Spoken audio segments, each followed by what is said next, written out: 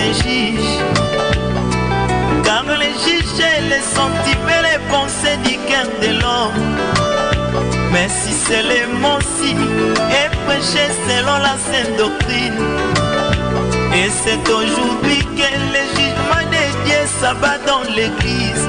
Mais beaucoup de personnes fuient ces jugements pour s'attacher aux paroles de Matthieu. Nous sommes dans notre rendez-vous de tous les mardis 10h15 avec l'émission Que la lumière soit.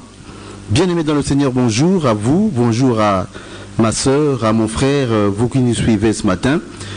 Nous sommes avec le pasteur Clit ce matin pour l'exposer sur l'arche de Noé, particulièrement les sorties, ou la sortie, la dernière sortie en tout cas, de la colombe. Parce que, souvenez-vous que le pasteur a prêché sur le corbeau qui était sorti avant la colombe.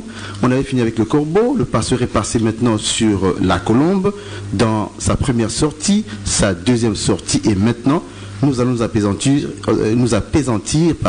sur la troisième et dernière sortie. Pasteur Kilimundanga, bonjour. Bonjour frère Alain, Victoria Nzao. Nous voici avec les bien-aimés qui nous suivent à la radio, Mémo Radio, dans sa fréquence 100.0. Et ce matin, pasteur, nous voudrions commencer par une question qui nous avait été posée dernièrement.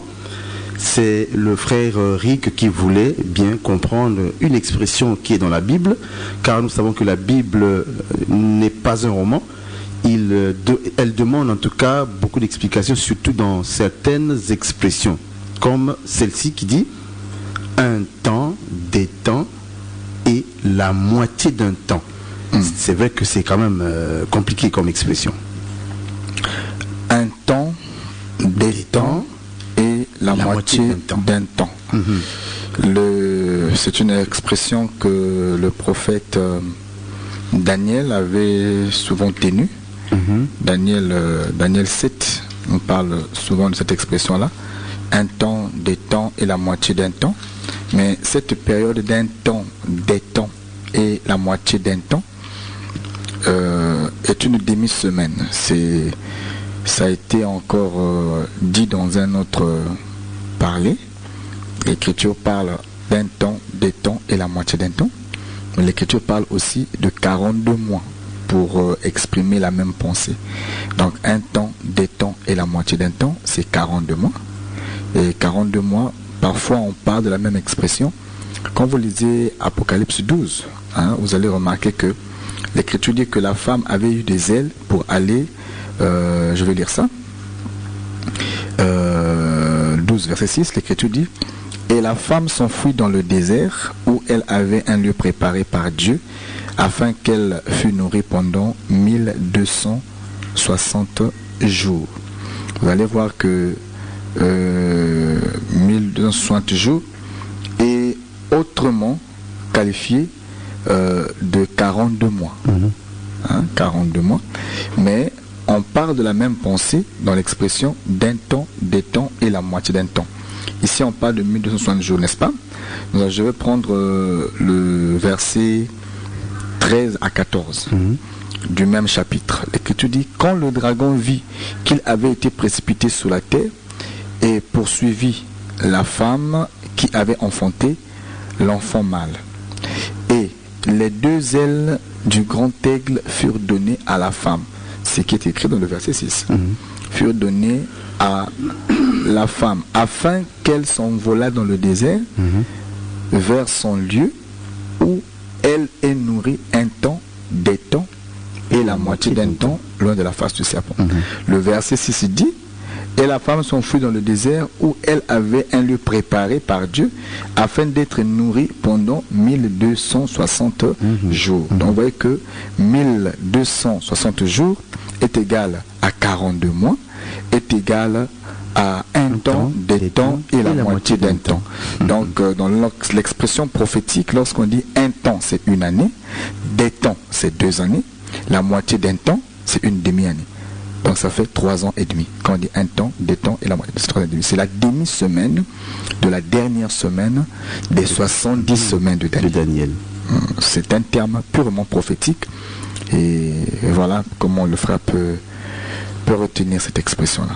Ceci dit, donc, nous allons revenir sur la sortie de la Colombe dans son 3e voyage.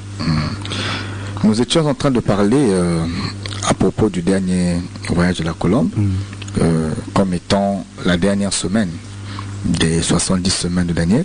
Et on avait dit qu'avant que la dernière la Colombe ne sorte pour la dernière fois, la Colombe devrait, Noé devrait attendre 7 jours que nous avons expliqué comme 7 ans dans un mouvement prophétique, comme 7 ans. Et donc dans cette pensée-là, on était en train d'expliquer donc évidemment la demi-semaine, la première demi-semaine, là où nous avons expliqué que la bête, pendant la première demi-semaine, parce que la grande tribulation doit durer 7 ans. La période dure 7 ans. Donc après l'enlèvement de l'église, il faudrait d'abord qu'il y ait 7 jours. C'est ce que nous avons vu. Après l'entrée de la feuille d'olivier dans l'arche, Noé doit attendre 7 jours. C'est ça. Après l'enlèvement de l'église, Dieu doit attendre 7 jours, c'est-à-dire 7 ans, avant qu'il libère cette fois-ci pour la dernière fois la colombe qui est notre Seigneur, qui viendra cette fois-ci pour venger le peuple d'Israël pendant la guerre de l'Armageddon. Voilà. Mais avant l'Armageddon, je veux dire, parce que l'Armageddon vient mettre fin, vient combler, vient mettre fin aux 70 semaines de Daniel. C'est l'Armageddon qui met fin à ça. Et c'est l'Armageddon qui met fin au règne de la bête sur terre. C'est l'Armageddon qui vient mettre fin au système que la bête va établir sur la terre. Cette guerre de l'Armageddon entre notre précieux et merveilleux Seigneur Jésus-Christ et donc les puissances des ténèbres qui seront incarnées sur la terre. Et pendant cette bataille, notre Seigneur sera vainqueur. C'est ça, là-bas, s'accomplira la prophétie déclarée sur Abraham, vainqueur des nations. C'était prophétique.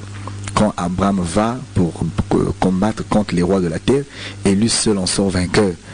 Ça, c'était un type du véritable Abraham. Celui qui a dit qu'avant qu'Abraham ne soit, je fus.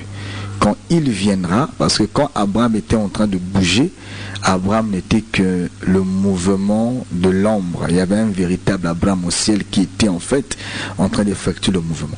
Maintenant, au temps accompli, le véritable Abraham qui était au ciel, c'est lui qui descendra sur la terre. Dans la personne du Seigneur Jésus-Christ, la prophétie l'appelle le Shiloh. Lorsqu'il viendra, c'est lui qui mettra fin au règne de la bête et c'est lui qui sera le véritable vainqueur des nations. Donc dans ce sens-là, on est en train d'expliquer ça. Mais nous avions une question sur la table, frère Alain, je me souviens. La question du frère Jean. Nous étions en train de grignoter autour de la question. L'heure nous avait surpris. Nous avait surpris et on était obligé de ramener ça aujourd'hui. Donc nous étions en train de parler, le frère Jean voudrait savoir si un prédicateur qui ne prêche pas la vérité et peut aussi, ou encore à l'esprit de l'erreur, est un faux prophète. Voilà, le faux prophète, on disait ça évidemment, c'est celui qui ne prêche pas la vérité. Le faux prophète ne prêche pas, et celui qui ne prêche pas la vérité et celui qui va faire les fétiches, ils sont pareils. Parce que tous les deux sont en train d'empêcher au peuple d'entrer dans le royaume. Voyez-vous, c'est pareil. Et là-dessus, vous voyez l'apôtre Paul dans son second épître à son fils Timothée, au chapitre 2, est en train de nous parler de deux frères, c'est-à-dire de Hyménée et de Philette. De Hyménée et de Philette. Ce sont des frères qui s'étaient écartés de la saine doctrine. Je veux lire ça. L'Écriture dit, je lis 1 Timothée chapitre 2, 2 Timothée 2, je prends à partir du verset 14. Rappelle ces choses en conjurant devant Dieu qu'on évite des disputes des mots et qui ne servent qu'à la ruine de ceux qui écoutent. Efforce-toi de te présenter devant Dieu comme un homme éprouvé et un ouvrier qui n'a point à rougir, qui dispense droitement la parole de vérité. Évite des discours vains et profanes, car ceux qui les tiennent avanceront toujours plus dans l'impiété et la parole rongera comme la gangrène. De ce nombre sont Hyménée et Philette, qui se sont détournés de la vérité, disant que la résurrection est déjà arrivée, et qui renversent la foi de quelques-uns. Voyez-vous? Et l'Écriture dit, néanmoins, le solide fondement de Dieu reste debout, avec ses paroles qui lui servent de sceau. Le Seigneur connaît ceux qui lui appartiennent, et quiconque prononce le nom du Seigneur qui s'éloigne de l'iniquité. Voyez-vous?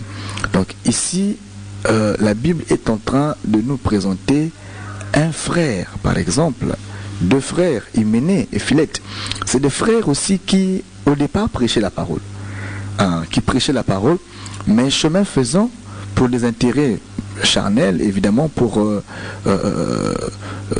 là, Paul dit que Dieu connaît ceux qui lui appartiennent. Ça veut dire que ces frères-là, en fait, ne lui appartenaient pas. Ils ont commencé la marche, mais ils n'ont pas été scellés, certainement. Et Paul nous fait remarquer que ces frères se sont détournés de la vérité. Et ils ont commencé à renverser la foi. Donc nous comprenons que lorsque un frère se détourne de la vérité, lorsque un enseignant, un prédicateur se détourne de la vérité, il est en train de renverser la foi du peuple. Évidemment, je crois savoir même d'ailleurs que jusqu'aujourd'hui, il y a ce genre de prédication, comme quoi la résurrection a déjà eu lieu. Voilà, vous voyez que depuis ici, l'Écriture traite ça. C'est une façon de renverser la foi. Voyez-vous, vous avez des gens qui prennent la Bible pour dire que le nom de Jésus, c'est le nom d'un démon. Ça devient un courant ici dans la ville de Pointe-Noire. C'est un courant. Prêcher, c'est aussi préserver le peuple. Des fausses doctrines qui circulent. Voyez-vous, il y a des frères avec la Bible. Avec la Bible, qui veulent nous démontrer que le nom Jésus est le nom d'un démon. Ils trouvent ça comment? Par des calculs païens. Aucun verset biblique ne nous donne le mandat de faire ces calculs qu'ils font. Il ne faut pas stigmatiser le peuple. Sinon, on va remarquer que même le nom Alain va ressembler au chiffre d'un démon, le nom X au chiffre d'un démon, et à la fin, tout le monde sera démon sur la terre. Voyez-vous, si moi je m'appelle Jean-Paul et que dans tes calculs Jean-Paul tombe au chiffre 166, c'est quoi le rapport entre moi et ce chiffre-là? C'est des calculs païens, mais qui veulent introduire, qui veulent renverser la foi du peuple. J'aimerais dire que le nom de Jésus est un nom puissant. Ce n'est pas en vain que Dieu lui-même s'est choisi ce nom-là. Voyez-vous, le nom de Jésus est un nom qui délivre. Ça aurait été un faux nom. Alors, vous avez l'Écriture. Vous avez l'Écriture. Vous avez l'Écriture lorsque les 7 fils de Séva étaient en train de vouloir chasser les démons. Les démons l'ont dit clairement. Vous parlez de Jésus. Nous connaissons Jésus. Nous connaissons Paul. Voyez-vous. Et vous qui êtes vous. Ça veut dire que quelque part, les démons connaissent le nom de Jésus. Vous n'allez pas nous faire avaler que c'est le nom d'un démon. Nous vivons la puissance du nom de Jésus au quotidien. Nous avons des cas qui confirment et qui attestent que le nom de Jésus-Christ, c'est un nom puissant, frère. Voyez-vous, quelqu'un ne peut pas, avec la Bible, encore avec d'autres bouquins, je veux comprendre, mais avec la Bible, démontrer que le nom de Jésus-Christ, vous voyez que ce sont des faux enseignements qui renversent la foi du peuple. Vous avez des frères qui se font rebaptiser au nom, je ne sais pas, de Yehoshua Mashiach. Vous avez des frères qui, je ne sais pas, des églises ou même les cantiques qui parlent de Jésus ne peuvent plus être cités. On garde la même mélodie, les mêmes paroles, mais on retire le nom de Jésus-Christ pour mettre Yehoshua Mashiach. Écoutez, s'il faut prendre la Bible pour dire au peuple que le nom de Jésus-Christ était le nom d'un démon, mais écoutez, moi je ne sais pas si vous prêchez la pensée de Dieu. Voyez-vous? Et toutes ces choses-là, tous ces frères-là sont du nombre de Philette aussi. Hein, ils sont du nombre diminué. C'est des frères qui sont en train de renverser la foi du peuple. Et nous disons au peuple de Dieu de faire attention à des pareils prédicateurs. Nous disons aussi aux frères prédicateurs de faire attention avec des pareils frères. Ne serait-ce pas déjà l'expression ou la manifestation de l'esprit antichrist? Antéchrist. Antéchrist. Voilà, c'est de l'antéchrist. Nous disons que vous pouvez réagir, hein, vous pouvez nous contacter, vous suivez que la lumière soit, vous pouvez nous contacter au 04 020 26 98 04 020 26 98. L'expression que je tiens ou la pensée que je tiens est vraiment d'actualité, et donc si quelqu'un s'est retrouvé ou se retrouve dans ce que je suis en train de dire, réagissez au 04 020 26 98. Vous pouvez aussi nous écrire au 06 945 35 24. Donc nous disons que frère Alain, ça nous fait mal. En tant que prédicateur de l'évangile, nous avons le devoir de crier, hein, sur les fausses doctrines. Hein, l'Écriture dit que la vie du prophète dépend de la trompette. S'il a vu un danger, il doit faire sonner la trompette pour éviter que... insistez, bien-aimé, insistez. Ne bipez pas, insister. Donc, il doit sonner de la trompette pour éviter que le sang du peuple ne tombe sur sa tête. Et lorsque le prophète aura, la sentinelle, je vais dire, qui est le prophète, aura sonné la trompette, alors il va épargner la vie du peuple et sa propre vie. Et les prophètes ont dit, comme Ésaïe et Ézéchiel, sentinelle, que dis-tu de la nuit? Et donc c'est la sentinelle qui connaît le cadran de la nuit, parce que la nuit était séparée en cadran. Un prophète ou une sentinelle doit connaître le cadran de la nuit. Et nous croyons que par rapport au cadran où nous sommes, nous devons rêver le peuple, parce que nous sommes plus proches que jamais de ce grand événement qui est l'enlèvement. Alors le peuple ne doit pas compromettre la marche, ne pas compromettre la foi. Nous savons que nous ne pouvons pas arrêter l'exercice des faux prophètes, parce que l'Écriture dit il faut laisser l'ivraie croître avec le blé. Mais nous pouvons avertir le peuple de ne pas se laisser faire avec des confessions du genre Jésus égale à démon. Comment on peut avoir une pareille inspiration? Dieu ne peut pas inspirer quelqu'un comme ça. Voyez-vous? Frère Alain, quand tu écoutes le raisonnement de ses frères, c'est quand même, je ne sais pas comment on va qualifier ça. J'ai écouté quelqu'un dire, Jésus est une traduction.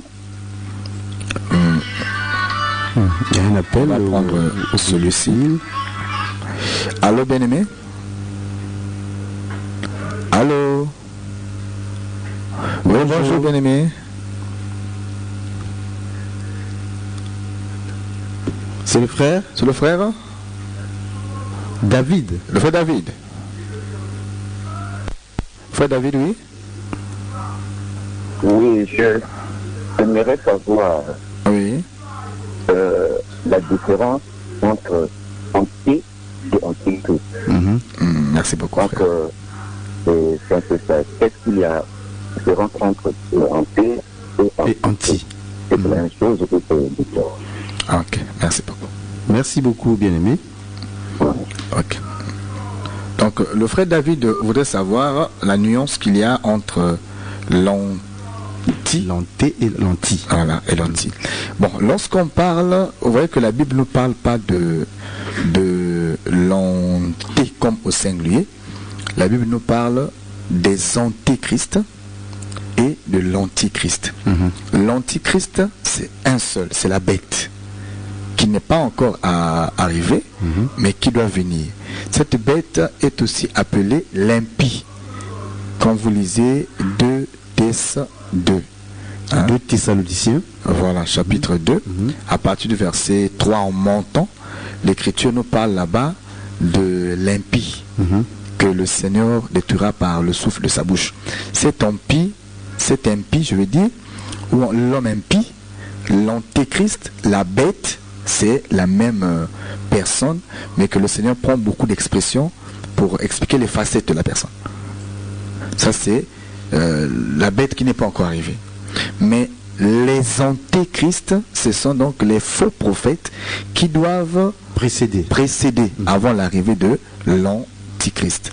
Voilà, donc les faux prophètes qui aujourd'hui déjà sont opérationnels. En train d'exercer, parce que l'Écriture dit que le mystère de l'iniquité agit déjà. Ce mystère agit par la manifestation ou la présence sur la terre des faux prophètes, d'après ce qui est écrit, qui devront faire des grands miracles, des grands prodiges mensongers pour détourner le cœur du peuple de la vérité. Donc déjà, au temps où nous sommes, nous avons ces hommes-là qui sont aussi dans le même champ que nous, en train de travailler, mais chacun travaille pour son compte. Ils ont un rôle à jouer et nous avons aussi un rôle à jouer. Voilà. Et donc les antés, ce sont donc ces prédicateurs qui se sont détournés de la vérité, ou encore ces prédicateurs qui combattent la vérité, qui prennent la Bible pour détruire la pensée de Dieu. Nous croyons qu'avec la Bible, on peut prêcher le diable.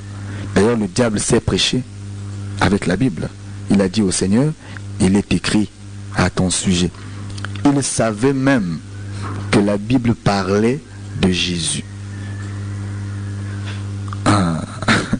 Vous voyez, donc le diable, c'était vraiment un frère qui avait la révélation. Il y a des prédicateurs aujourd'hui qui l'ignorent. Le diable n'a pas ignoré ça. Il sait que dans le rouleau du livre, il était question de lui. Avant même qu'ils disent aux gens qu'aujourd'hui, cette écriture s'accomplit puisque ça parlait de lui, le diable déjà lui avait révélé, non mais l'écriture là parle à ton sujet, jette-toi. Voyez-vous. Donc il connaissait l'écriture. Mais il a détourné l'écriture de son contexte. Amen. Pour introduire une pensée apostate. Et c'est ça, l'apostasie, c'est une déviation. Ne négligez pas les fausses confessions. Attention, ça tue. L'apostasie, ce n'est pas prêcher Satan. C'est pas ça. C'est prendre la Bible, prendre aussi l'enseignement, mais avec un peu de déviation. Vous savez, lorsque un train est en train de partir, il suffit d'une très petite déviation pour que le train finisse dans un ravin. Lorsqu'il y a des déraillement, ce n'est pas qu'on a coupé je ne sais pas, on a dynamité forcément les rails ou on a retiré. Non, une toute petite déviation au niveau des rails, elle suffit. C'est suffisant. Elle est suffisante pour que le train finisse dans un ravin. Voyez-vous, évidemment, une petite déviation dans l'enseignement suffit pour que l'église se retrouve dans un ravin. Voilà pourquoi l'écriture dit par exemple, même un iota ne doit pas quitter. Même un iota, parce que dès que tu déplaces la virgule, tu déplaces la pensée de Dieu, Dieu n'est plus là. Dieu n'est plus là. Donc évidemment, les antéchrists sont déjà en train de travailler aujourd'hui avec, on a pris dans les Écritures l'exemple d'Hyménée et de Philette. Mais il y a encore plus que ça aujourd'hui qui sont du nombre. Des personnes qui pensent que le nom Jésus est le nom d'un démon. Comment quelqu'un peut penser comme ça? Comment quelqu'un peut penser comme ça? Attention, lorsqu'on dit Elohim, El Shaddai, Nissi, Shama, alors? Oui, shalom les hommes de Dieu. Oui. Et tous ceux qui sont à la technique. Merci. Shalom, frère Jean. Oui. Donc je voulais vous poser parce que vous dites que même si on fait ôter même un iota, ça va amener tout un peuple dans le ravin. Mais vous savez qu'il y a des églises traditionnelles, des grandes églises traditionnelles au Congo que je ne veux pas citer les noms. Bon, leur fondement... Je suis déjà arrivé, merci beaucoup. Oui, leurs fondements déjà à la base ne sont pas bibliques. Oui. Ils baptisent les gens au nom du Père, du Fils, du Saint-Esprit, ils font des catéchismes, ils font beaucoup de choses qui ne sont pas écrites dans la Bible. Ils font des messes, des requiem, tout ça. Vraiment très. Vous savez qu'il y avait un temps où il y a seulement cette église qui régnait sur la surface de la terre. Oui. lorsqu'on avait fait la martyre de tous les saints, il y avait cette église qui régnait sur la terre. Oui, comme universel. Avec cette fausse doctrine. Oui. Bon, maintenant, quel est le sort de tous ces peuples qui étaient dans cette église pendant que c'est cette église qui régnait sur la soupe? Ah. Frère, merci, merci. Et même jusqu'aujourd'hui, le sort de tous ceux qui sont encore dans cette église et tous ceux qui sont en train de mourir dans cette église. Ah oui. Donc ça veut dire qu'ils n'étaient pas prédestinés pour la vie éternelle ou comment? Merci beaucoup, frère Jean. Merci, frère Pasteur Claude Mundanga. Merci, frère Jean. Mais je pense que dans la question du frère Jean, la réponse est même là déjà. La vie est une grâce. Dieu ne la donne pas à tout le monde, mais Dieu la donne à ceux que Dieu a voulu donner. Et c'est comme Dieu ne va pas bénir tout le monde. Tout le monde ne sera pas riche. Mais Dieu aime tout le monde. Il donne aux uns, il donne aux autres. De même que tout le monde ne sera pas riche, tout le monde ne sera pas aussi pauvre. De même que tout le monde ne sera pas élevé. De même que tout le monde ne sera pas pasteur. De même aussi tout le monde ne sera pas sauvé. C'est le plan de Dieu, malheureusement. Le frère a touché une expression, prédestination. Si même quand il y avait l'âge de la martyrisation que ces églises ont milité, je veux dire ont occasionné, il y avait des frères qui mouraient dans la vérité. Ah oui, il y avait des saints qui étaient d'ailleurs tués. C'est cette grande époque de la persécution des saints. Il y avait des saints qui mouraient dans la vérité. Mais il y avait des gens qui préféraient se liguer du côté de la majorité. Voilà, donc tous ceux-là qui sont morts hors de la foi véritable n'ont pas de salut en soi. N'ont pas de salut en soi. Et c'est triste, mais c'est comme ça. Même aujourd'hui, moi-même qui vous parle, Dieu m'a retiré de là-bas. Si le Seigneur a des élus dans ce milieu-là, avant que ces hommes ne meurent, Dieu leur fera sortir de là. Mais non, si Dieu ne leur laisse là-bas, ça veut dire que ils n'ont pas été prédestinés. C'est pourquoi aussi il y a une telle émission qui existe. C'est pour éclairer le peuple. Pour éclairer le peuple. Et que le peuple prenne une décision par rapport à ça. Tout à fait. Mais frère Alain, il y a un problème de prédestination. On va parler, on va crier, mais nous pourrons écouter la voix que les brebis du Seigneur. Amen. Il a dit, mes brebis connaissent ma voix. Et quand ils entendent, ils suivent. Et donc si quelqu'un n'est pas connaît la voix du Seigneur, de son Seigneur, par cette émission, comprendra ce qu'il faut faire. Voilà. Donc, je pense que c'est tout clair, hein? C'est tout à fait clair. Et les gens sont conscients. Il y a des frères avec lesquels nous discutons. Ils sont conscients que ce qu'ils profèrent comme foi, comme doctrine, n'est pas scripturel. Ils sont parfois à bout d'arguments et d'expositions. Ils sont conscients que ce que vous dites, c'est la vérité. Mais après, ils vous disent non, mais moi, je suis pour m'habituer ici. Voyez-vous, un pareil frère n'aura pas d'excuse devant Dieu. Dieu a envoyé des serviteurs qui l'ont éclairé. Il a été même persuadé. Mais l'esprit de l'incrédulité, vous savez, on va lire une écriture. Voilà, j'aime ça. C'est une question que le frère Paul avait traitée. Je vous emmène dans 2 Thess chapitre 2. 2 Thess chapitre 2, c'est une question traitée par le frère Paul que j'aime bien. Notre précieux frère Paul. Je vais lire ça. Vraiment, je vais prendre tout mon temps, frère Alain. Et j'aime bien cette lecture. Quand je la fais, je bénis Dieu, quoi. Ça répond à une question qui était déjà passée ici. L'écriture dit, je prends à partir du verset 3, mais c'est le verset 9 et 11 qui nous intéresse. Mais je vais lire tout ça pour que ceux qui nous suivent comprennent. Que personne ne vous séduise d'aucune manière, car il faut que l'apostasie soit arrivée. Auparavant, qu'on ait vu paraître l'homme du péché, le fils de la perdition, l'adversaire qui s'élève au-dessus de tout ce que l'on appelle Dieu et ou de ce qu'on adore, jusqu'à s'asseoir dans le temple de Dieu, se proclamant lui-même Dieu. Ça, c'est ce que Daniel avait dit, la désolation que Daniel avait parlé dans Daniel 11, 36. Ne vous souvenez-vous pas que je vous ai dit ces choses lorsque j'étais encore chez vous? Et maintenant, vous savez ce qui le retient, afin qu'il ne paraisse qu'en son temps. Ce qui le retient, c'est la présence de l'Église sur terre. Car le mystère de l'iniquité agit déjà. par les faux prophètes, les antéchrists. Il faut seulement que celui qui le retient ait disparu, donc l'Église. Et alors paraîtra l'impie, ou encore la bête, que le Seigneur Jésus-Christ détruira par le souffle de sa bouche, et qu'il anéantira par l'éclat de son avènement, l'Armageddon.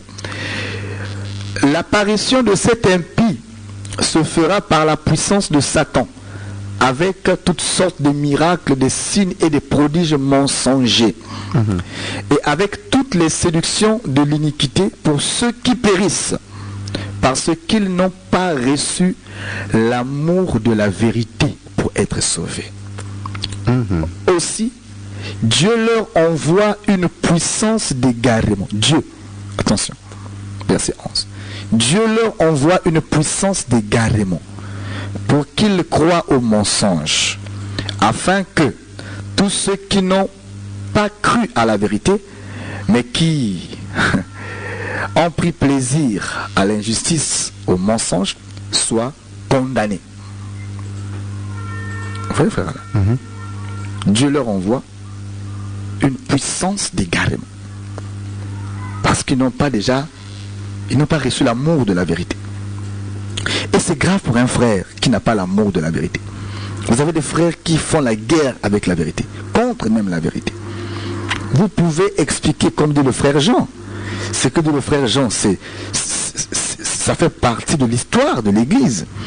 Ceux même qui sont là-bas aussi lisent cette histoire-là. Ils connaissent cette histoire-là. Ils savent comment le fondement de ces deux religions traditionnelles, de la principale, qui est universelle, comment est-ce qu'on a tué un apôtre, et sur les ossements de cet apôtre-là ont été fondées la principale basilique. Voyez-vous, c'est connu de tous, mais pourtant les gens ferment les yeux pour les intérêts qu'eux-mêmes ils savent. Ils préfèrent sur ce qui plaît à leurs sentiments. Mais l'écriture est claire. C'est la preuve qu'ils n'ont pas reçu l'amour de la vérité. Et comme ils n'ont pas reçu l'amour de la vérité, Dieu leur aide aussi. Il leur envoie maintenant une puissance d'égarement. Ils ne croiront pas à la vérité et seront jugés, châtiés. L'enfer sera leur partage. À moins qu'ils ne se répandent, mais ne pourront se repentir que ceux que le Seigneur avait appelés, avait prédestinés pour son salut. Et je crois que celui qui m'écoute a été prédestiné. Voilà pourquoi tu m'écoutes. Voilà pourquoi Dieu a permis que tu suives ce programme. Et prends une décision. Ligue-toi du côté de la vérité. Ne sois pas celui qui prend position du côté des hommes. L'homme est périssable, l'homme est charnel, l'homme est mortel, mais la parole de Dieu ne passe pas. La parole de Dieu est immortelle. Appuie-toi sur la parole pour que tu vives l'éternité. Et si tu es de Dieu, tu diras Amen à la parole. Alléluia, comme dit l'Écriture. Il y a une question là, frère Alain. Je remarque que ça ne fait que tomber.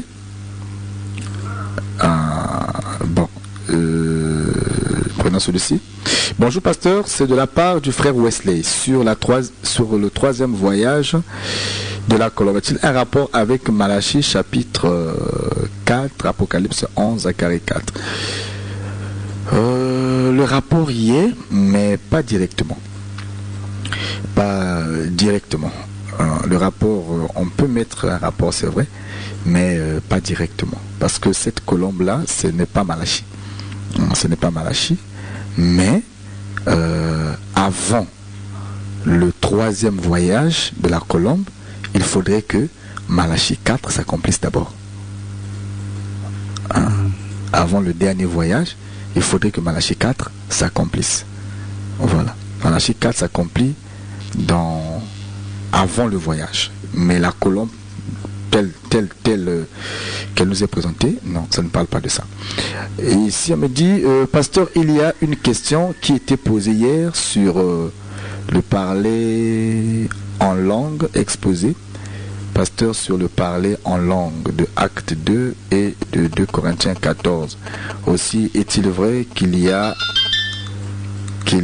des parlers en langue comme don, frère Wesley?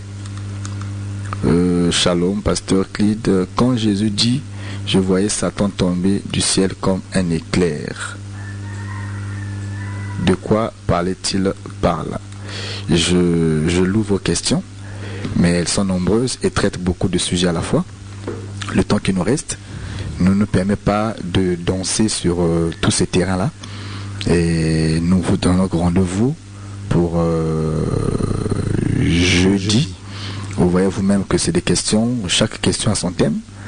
Et si on sort toujours de thème, si on rentre là, en train de traiter, on ne traitera pas ce qu'on est en train de traiter. Mais nous prenons acte, nous bénissons, nous saluons vos questions. Comme ça, le jeudi certainement, nous aurons toute l'occasion de les traiter, histoire de faire avancer le thème. Shalom, Pasteur Clid. C'est le frère. Et quand Jésus dit, je voyais Satan tomber du ciel comme un éclair, de quoi oui, c'est un enseignement. C'est un enseignement. C'était même une prophétie, parce que jusqu'aujourd'hui, Satan n'est pas tellement tombé. Il dit, je voyais, c'est prophétiquement parlant. C'est dans une vision, c'était pas physiquement comme ça. Alors que dans l'évangile, une vision s'interprète. Quand Jean a fait la vision, plutôt Pierre a fait la vision, vous savez qu'il a fait une vision, il a vu qu'il y avait une nappe sur laquelle il y avait donc des animaux impurs, des reptiles et consorts. On lui a dit tue et mange. Il n'a pas voulu tuer et manger, mais il avait très faim. Quand il se réveille, il n'a pas compris la vision. Et voilà qu'il y a eu des serviteurs qui sont venus le prendre pour le mener chez Corneille. Et c'est quand il est en train de prêcher chez Corneille qu'il comprend que la nappe qu'il voyait était en train de parler des peuples des nations qui avaient dorénavant accès à l'évangile, parce que d'après la loi, Israël ne pouvait pas manger les animaux impurs. Ça voulait simplement dire que le salut n'était pas destiné pour le peuple des nations, parce que les nations étaient considérées comme des incirconcis, un peuple impur par rapport à la loi. Mais après l'œuvre de la croix, le Seigneur a ôté ça. Donc après l'œuvre de la croix, le Seigneur interdit à Israël de regarder les frères des nations comme étant impurs, parce que c'est l'évangile qui doit rendre pur. Voyez-vous, donc la vision, elle s'interprète, elle ne se comprend pas physiquement comme ça. Tu peux faire une vision, dans ta vision tu vois un arbre qui est tombé, un grand arbre qui est tombé, mais il faut comprendre que c'est un langage de Dieu. Le grand arbre qui tombe peut parler d'un homme qui va mourir, ou encore d'un grand chef qui va tomber. Voyez-vous, ça ne veut pas dire que c'est un arbre physique qui tombera. Non, non, non, non. La vision, c'est un parler de Dieu et qui doit s'interpréter dans le dire de Dieu. Et nous disons que quand Jésus-Christ voyait, il dit, je voyais Satan tomber comme un éclair, il a vu comment? Dans une vision. Et la vision, elle doit s'interpréter. Voilà, donc vous avez Daniel qui a fait des visions, mais que l'ange est venu interpréter. Parce qu'une vision doit s'interpréter. Et donc c'était prophétique, mais nous renvoie ça à jeudi, ou encore à samedi, où nous aurons le temps peut-être de traiter toutes ces questions qui sont tombées. Mais nous voulons d'abord insister sur la pensée que l'Église doit se préparer. L'Église doit éviter avec les sentiments charnels. Même si on est frère, mais sous le rapport de la vérité, il faut prendre position. Frère Alain, tu peux être mon oncle, mon cousin.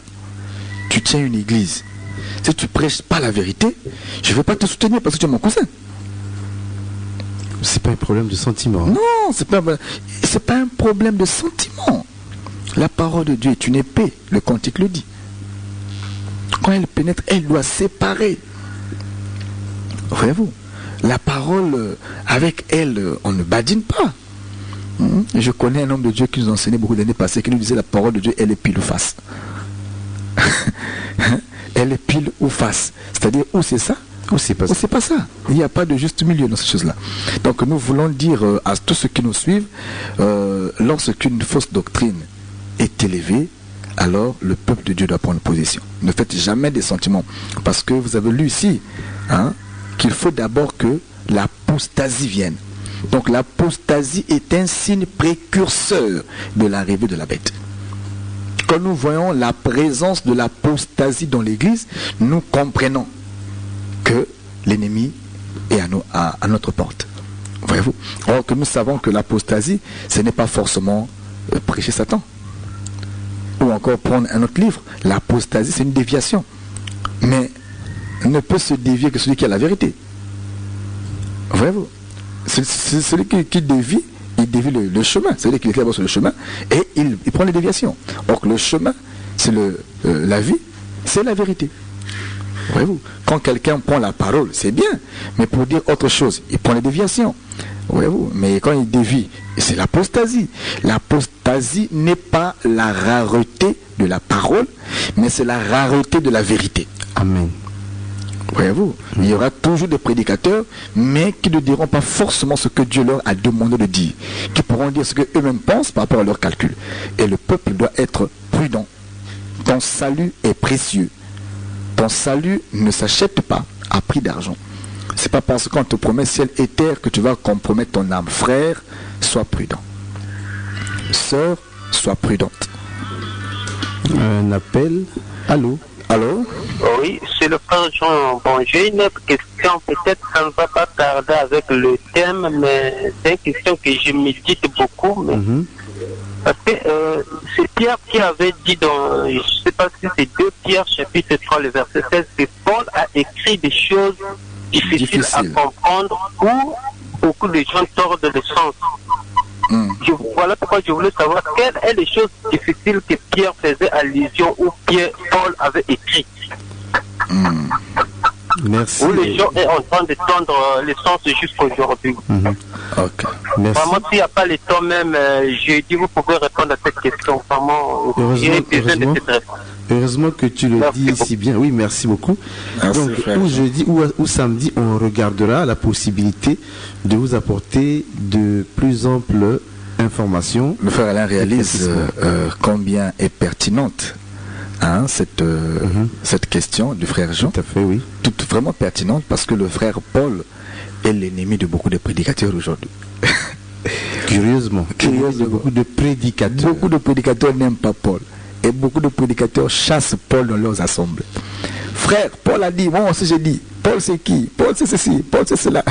Mais Paul c'est l'apôtre des nations. On ne peut que l'aimer. C'est l'apôtre des nations. Tu veux pas de Paul, alors va en Israël. Attends, quand l'église sera enlevée, tu pourras maintenant aller en Israël pour croire au message des 2 oins. Si tu es du temps de l'église, tu es obligé d'aimer Paul. Parce que Paul, le Saint-Esprit et Dieu ont rendu témoignage de lui. Toi qui te bats encore, ton témoignage n'est rendu que par toi-même. Il est donc sage pour toi de ne pas te battre avec Paul. Mais nous allons y revenir certainement jeudi ou le jour d'après. Nous tournons vers la fin. Nous rappelons que vous pouvez nous contacter au 04 020 26 98 ou encore au 06 945 35 24. Même hors antenne, vous pouvez nous contacter pour des échanges ou encore des partages à bâton rompu. À défaut, vous pouvez nous contacter à la base Socoprise. À la base Socoprise, nous aurons donc nous réunissons tous les mercredis et vendredis de 17h30 à 19h30. Mais le vendredi, nous avons un enseignement et questions-réponses. Donc nous partons jusqu'à 20h. Et là, c'est pour le vendredi. Mais le mercredi, notre culte de prière et un culte normal de prière. Et le vendredi, c'est un culte d'enseignement et questions-réponses de 17h30 à 20h. Et les dimanches, de 9h pile à 12h pile, nous rendons à Dieu notre culte d'action de grâce. Et nous vous invitons à nous rejoindre à la base Socoprise. L'église, le Rassemblement des Saints, se situe sur la grande avenue de la base Socoprise. Quand vous partez du rond-point Ilama pour OCI ou encore la brasserie, la toute première ruelle sur l'avenue Socoprise à votre droite. Dans la ruelle, vous avez dans la première parcelle une maison d'étage. La seconde, c'est l'église, le Rassemblement des Saints, tout goudron. Vous pourrez nous rejoindre mercredi, vendredi et dimanche de 9h pile à 12h pile. Frère Alain, nous revenons certainement avec cette question où nous étions sur Yoroshua Machia, où certains frères pensent que c'est le nom seulement de Dieu et que Jésus serait le nom d'un démon. Nous décrions ces choses et nous disons Jésus, c'est le nom de Dieu, c'est le nom dans lequel Dieu s'est révélé. Doctrinalement parlant, quiconque ne croit pas au nom de Jésus ne sera pas sauvé. Amen. Nous sommes à la fin de notre émission. Merci de nous avoir suivis, mon frère, ma sœur. Nous vous fixons rendez-vous, Dieu voulant, le jeudi prochain, à la même heure, 10h15. Que ceux qui ont des oreilles entendent ce que l'Esprit dit à l'Église Corps de Christ, et que ceux qui entendent comprennent et appliquent la parole de Dieu à bon entendeur. Shalom.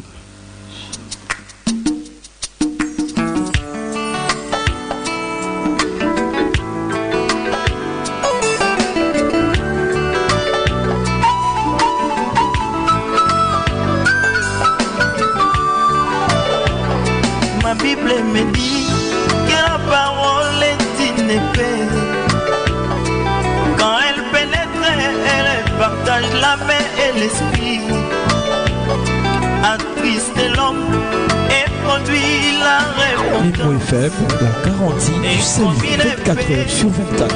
Elle les fait aussi couler le sang, c'est la vraie circoncision.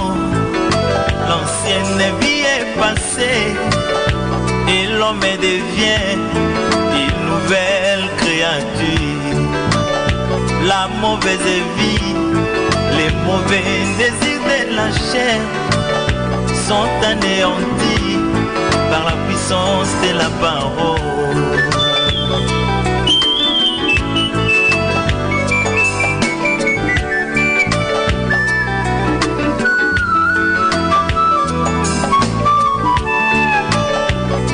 J'ai vu Pierre après la vision du Saint-Esprit. Il s'est levé pour prêcher la parole de Dieu. Oh, en entendant Pierre, beaucoup d'hommes sont blessés. Et ma Bible me dit qu'il y a 3000 convertis. Mais pourquoi pas dans notre temps? D'un côté la parole est allégée, ils l'ont rendu faible pour plaire à leurs fidèles. Bien que de l'autre côté, la parole est bien prêchée, mais l'incrédulité envahit les hommes.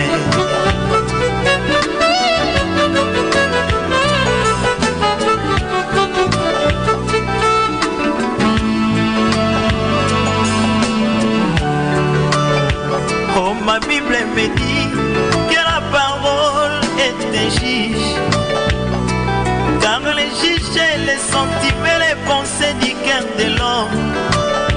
Mais si c'est les mots si est prêché selon la sainte doctrine, et c'est aujourd'hui que le jugement de Dieu s'abat dans l'église. Mais beaucoup de personnes fouillent ces jugements pour s'attacher aux paroles des matériels. Or, ce jugement est celui de l'amour, car après cela, je serai glorifié.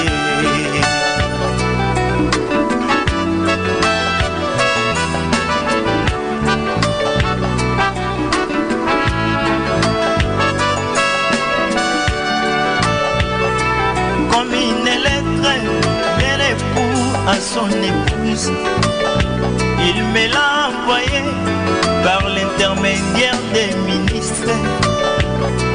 Cher ministre, toi qui es envoyé par mon époux, afin de m'expliquer la lettre, ne me cache rien, dis-moi toute la vérité. C'est que moi je serai dépend de ce que j'écoute. Mais même tes paroles dis-moi toute la vérité. Comme la parole est pour moi, donne-la moi avec sa rigueur. Si je suis de Dieu, je dirai toujours Amen.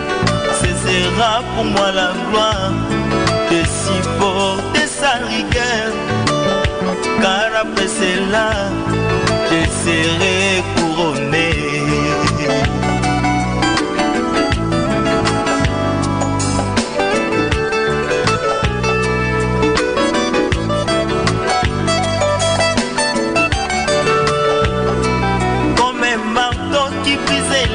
La parole est dédiée jusqu'à ce que la pierre prenne la forme, comme autant que Salomon construisait les temples. C'était dans la carrière que la pierre prenait la forme, et tous les bruits ne se trouvaient que dans la carrière. Et là où l'on construisait, il n'y avait aucun bruit. Aujourd'hui la carrière, c'est bien nos assemblées. Pour les marteaux, la parole est de Dieu nous donner la forme. Mais bien que c'est difficile, ces coups de marteau.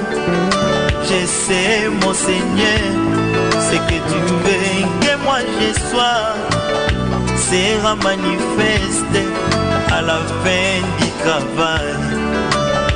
Et en ce temps, je serai vraiment utile quand tu construiras ton corps, mon Jésus.